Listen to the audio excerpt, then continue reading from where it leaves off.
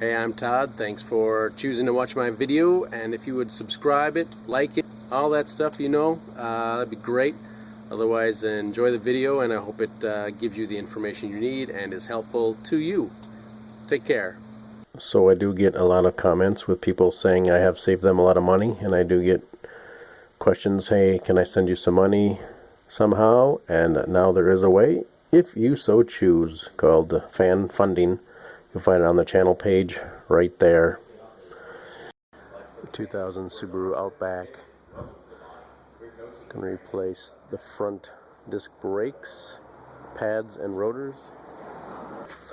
Basically, we're going to get in here with a screwdriver and pry the pistons, 2 pistons back.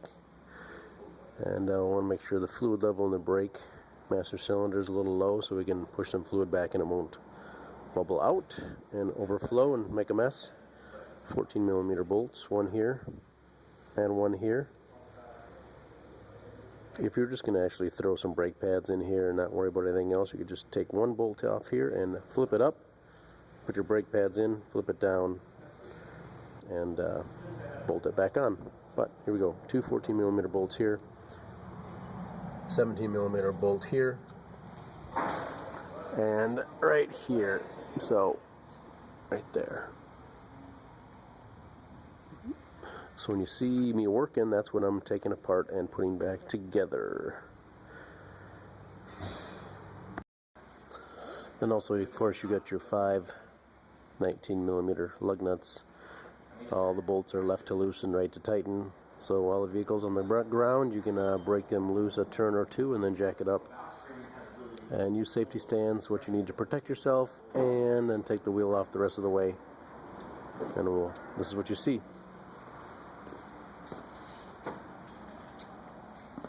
Just be using a ratchet and a 14mm, or a ratchet and a 17mm sockets. You, of course, can use wrenches as well.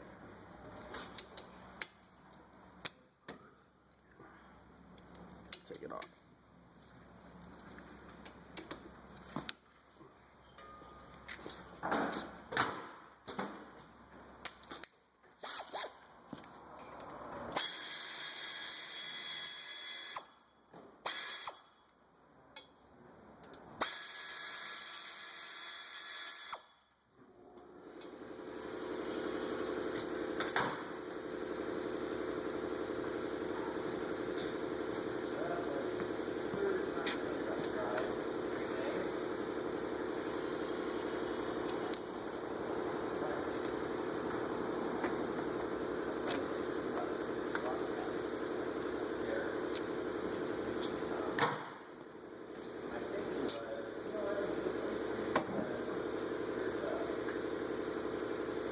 Check to make sure the slides are good. These caliper slides right here, just slide back and forth, and they do.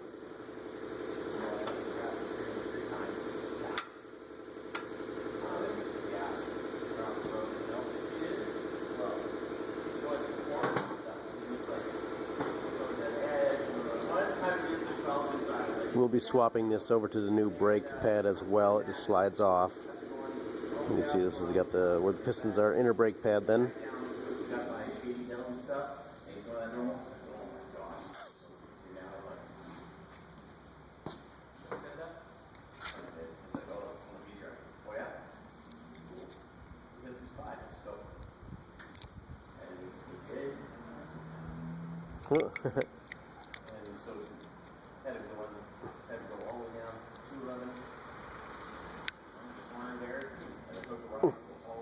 Boom.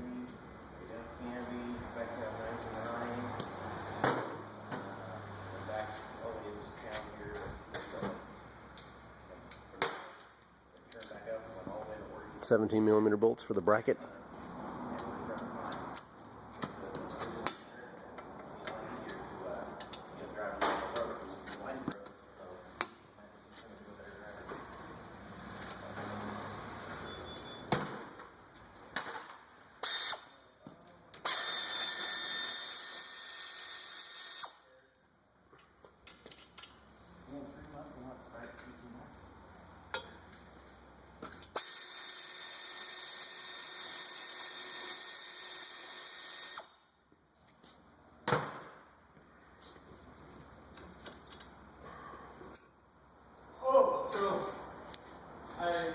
This rotor's just hanging there loose, it will come off. If it doesn't come off, it could be a little rusty. You can just tap it usually on this side and knock it off. And then we recommend machining or replacing your rotors when you're doing a brake job.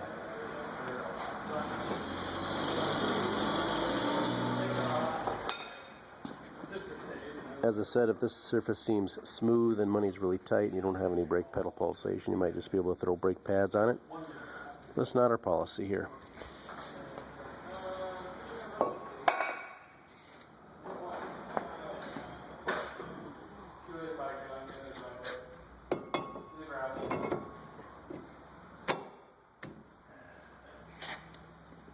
Just take this off and lock off.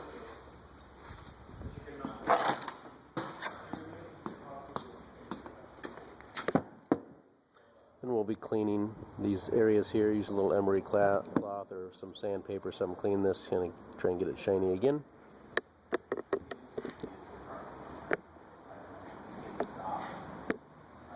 You can use a little lubricant and add some lubricant to these slides, even though they're good.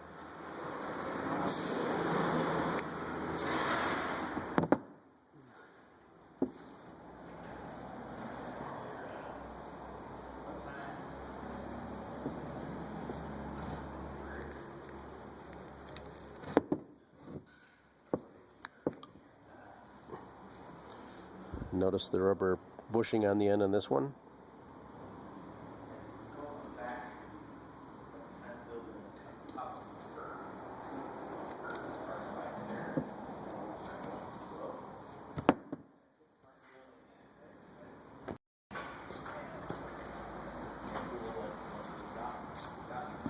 We do want to collapse the piston a little bit more. It's not all the way collapsed, so we're going to use the old brake pad.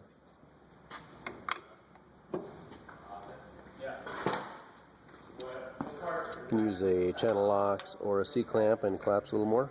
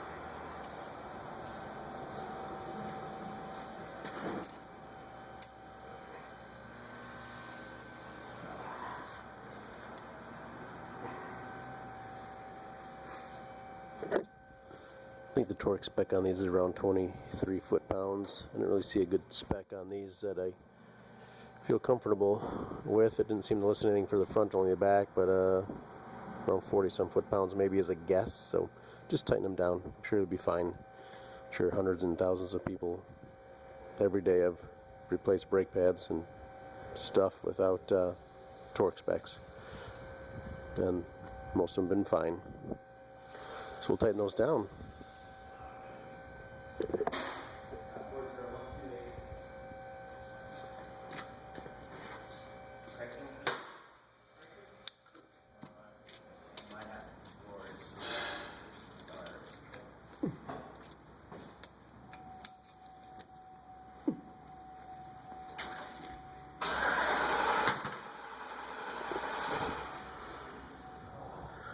That is replacing your front brake pads and rotors on your 2000 Subaru Outback. I'm sure this will work for many Subarus as well. If this looks like your car, it'll probably work for you. Let's check the master cylinder and check the fluid level. Here's the master cylinder. It's got some kind of directions on the top. Kind of can't see it right now with the camera. It's got a minimum and maximum on the sides. If you have a turkey baster or a clean rag, you can suck some fluid out of here again, so you don't have it spewing out if you're collapsing pistons. So, and then when you're all done with your brakes, you want to pump the brake pedal 3 or 4 or 5 times so the fluid settles to the right level and the brake is set. Then you can top it off as needed or take some out to get it to the maximum level line right there. So, and that would be the finishing of your brake job, and then go for a test drive and make sure it's good.